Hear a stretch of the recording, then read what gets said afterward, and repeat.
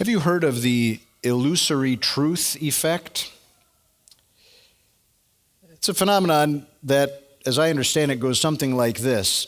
I'll hear something or read it, maybe in a social media post, and immediately recognize that's not true. And I'll dismiss it or scroll past it. But then sometime later, I'll hear or see the same thing, and my brain will go, that rings a bell. I've heard that somewhere before. And I'll hear it again, and maybe again. And my brain begins taking that familiarity with that false thing I've heard and mistaking it for the truth. The more I hear it, the more it sounds true, even though it was false the first time I heard it, and false the second time, and false the seventh time. It's an illusion of truth. It's scary when you think about the implications of that, isn't it? I mean, someone could put information out there that is completely wrong, but if they put it out there enough and people see it enough and get familiar with it enough, it will seem true to many. Think about that. I could be looking at something that is false and think I'm looking at the truth. Could the opposite happen? Is it possible that someone could be looking the truth right in the face, but think it's falsehood? It happened. We heard about it earlier. Let me now read St. John's little longer account of Jesus' encounter with Pontius Pilate. Pilate then went back inside the palace, summoned Jesus, and asked him, "Are you the king of the Jews?" "Is that your own idea?" Jesus asked. "Or did others talk to you about me?"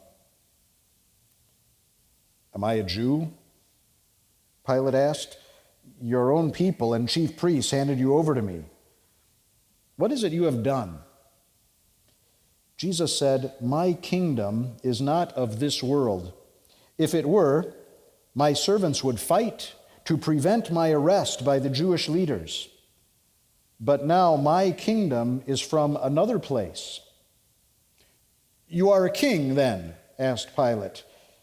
Jesus answered, "You say that I am a king. In fact, the reason I was born and came into the world is to testify to the truth. Everyone on the side of truth listens to me." "What is truth?" retorted Pilate. With this, he went out again to the Jews gathered there and said, "I find no basis for a charge against him.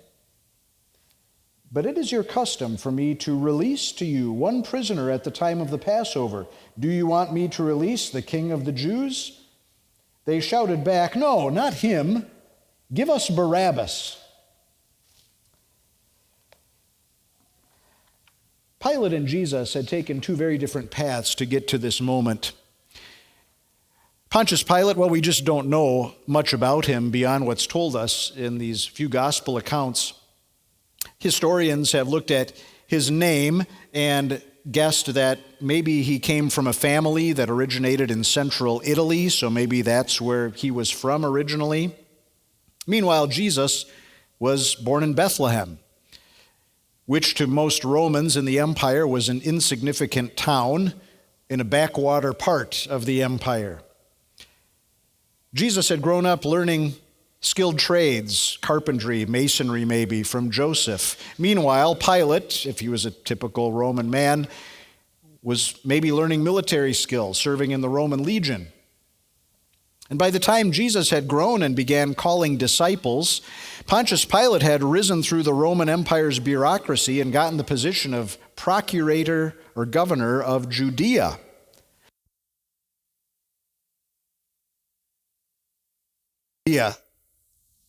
An honor to have that position, or was it? Not an easy job. Ever since the Roman Empire had taken over Judea, there had been rebellions and uprisings, wannabe kings and saviors presenting themselves. Some of those uprisings had been put down in rather brutal ways. And now Pilate is here in Jerusalem at the time of the Passover, a time when perhaps hundreds of thousands of people would converge on the city to celebrate a high holy festival. And did Pilate know about Jesus? We might have heard about Jesus' miracles or the crowds he had gathered up in Galilee. And think about it, just a few days before, Jesus had made quite a scene when he had ridden into Jerusalem on a donkey with people shouting, "Hosanna, save us, Son of David," David being the greatest old king of Israel. Pilate must have been wondering, what's going to happen this week with this Jesus? Did Jerusalem seem to him like a powder keg about to explode? So when Jesus is brought to Pilate's court early that Friday morning, Pilate has an obligation to find out what's happening, to get to the bottom of things, but that was easier said than done. When Jesus is first brought to Pilate, Pilate says, "Well, what crime is this man charged with?" And the crowd responds, "Well, obviously he's done something very wrong, otherwise we wouldn't have brought him to you." Pilate is like, "Okay, well, why don't you just judge him by your own law then? Why involve me in all of this?" Because we can't execute anyone, and not in the Roman way. Now things are becoming a little bit clearer why they brought Jesus to Pontius Pilate. It could be that on such a high festival like the Passover, the Jewish leaders didn't want to get their hands dirty. They wanted to be rid of Jesus, but maybe they didn't want to do it, so why not get the Romans to do it if they could? Plus, the Romans, when they put people to death, they didn't just stone them to death as the Jewish leaders would have done.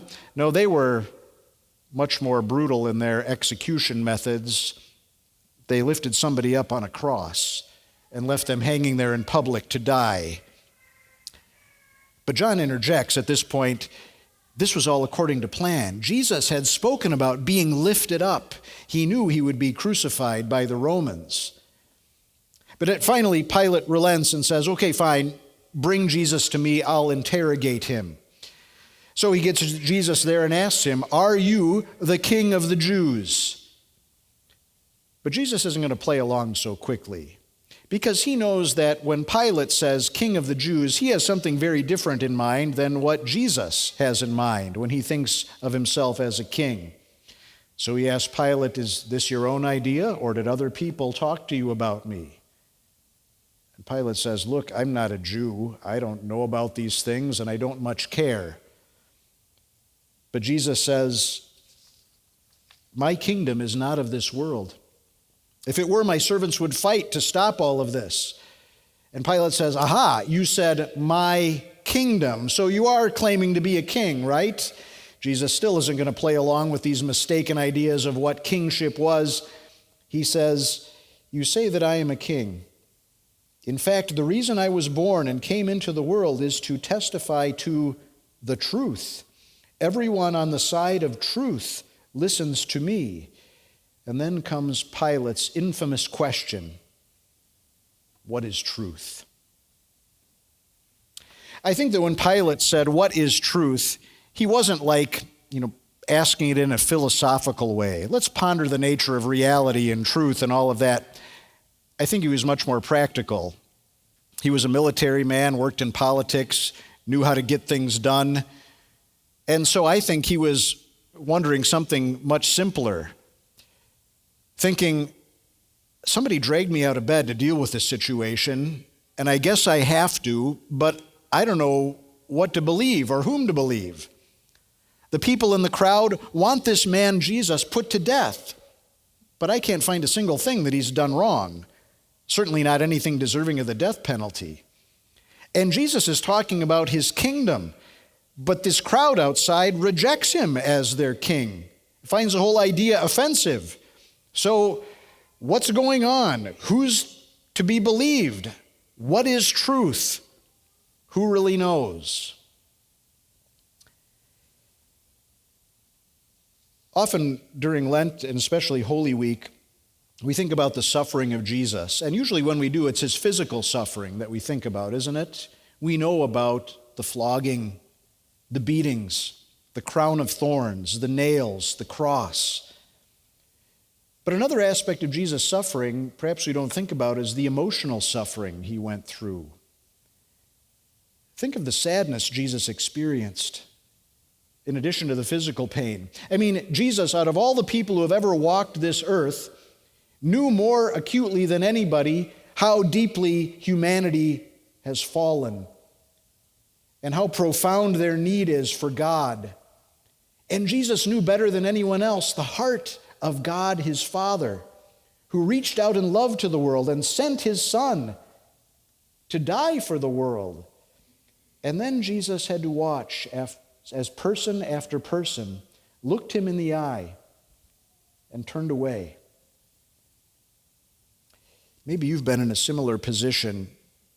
Have you ever wanted someone you know to believe something because you know it would be so much better for them, but they just won't face the truth? Maybe it's someone caught up in addiction who will not admit the situation they're in. Maybe it's someone whose life is filled with problems, but what you want them to see is that at least some of these problems are self-inflicted, because once they see that, they can chart a new course, but they won't see it. And it hurts. It makes your heart ache for them when they won't see the truth. Well, now take that heartache and multiply it times 1,000,000, 1,000,000,000. Jesus sees a world full of people whom he created, and he sees their need for him, and he sees one after the other turn away from him. How that must have broken his heart. Jesus is now looking at Pontius Pilate. Truth is staring Pilate in the face, and Pilate just won't see it. So Pilate could respond only with the feeble question, what is truth? And whatever his tone was, or whatever his intent was in asking the question, it seemed to bring the conversation to an end. He left Jesus and walked back out to the crowd. We don't know that Jesus responded to Pilate. Perhaps he just looked at him as he walked away, his heart breaking for yet another person who was turning away from the truth.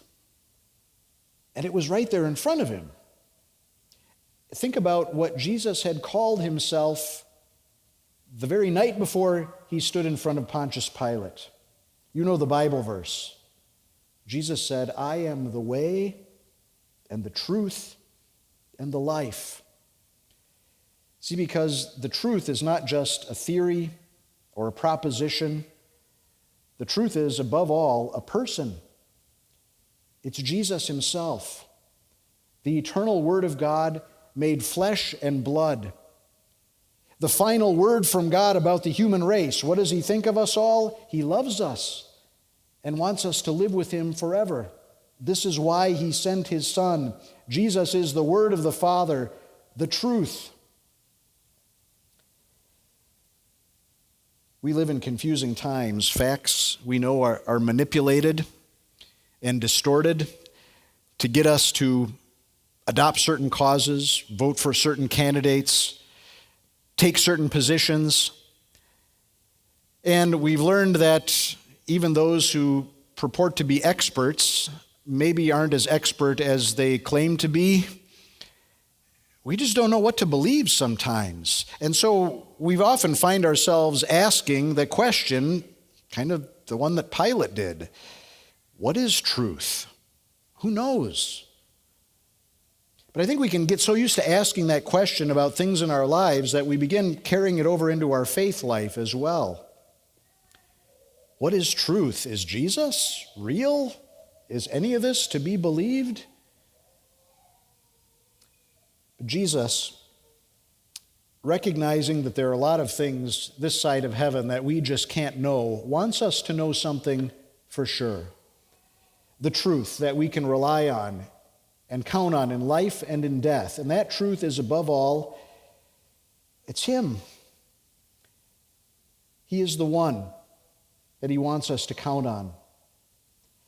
How do we know the reality of him and his love for us? Well, walk to the cross and see him in real flesh and blood, taking on our real guilt and damnation and suffering it himself so that we can be freed from that penalty forever.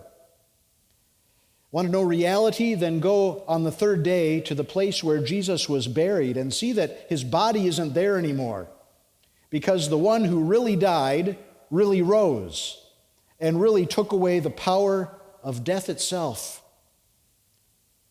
Want to know the truth? Listen to Jesus speaking through his scriptures and through the mouths of his servants, telling you this rock-solid truth: you are forgiven.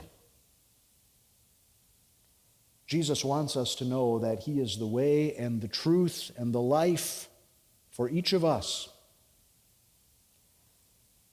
And Jesus still longs for others to know him too. Perhaps you'll have the opportunity to meet someone who needs to know this truth. And if the people of the world put you on trial, pray for the wisdom to respond, maybe kind of the way Jesus did with Pontius Pilate. Maybe start by asking questions. Well, is this really what you believe, or are these just ideas you've heard about Jesus? What do you know about Jesus and his kingdom? And then tell them the truth. Tell them the truth about you, about all of us, and our deep need for God, our sin, our guilt. But then speak the truth that Jesus wants us to know and to treasure, that he came into this world to take all that away from us and give us life in exchange. Jesus wants us to rely on that truth, and others too. And who knows, in this world where truth seems to be manipulated and you don't know what's real and what's not, it could be that this otherworldly truth about Jesus is exactly what somebody you talk to is longing to know. What is truth? We want to know, and not just an illusion of truth, but reality, real truth, to count on when living and when dying. What is truth? Jesus is the truth. Amen.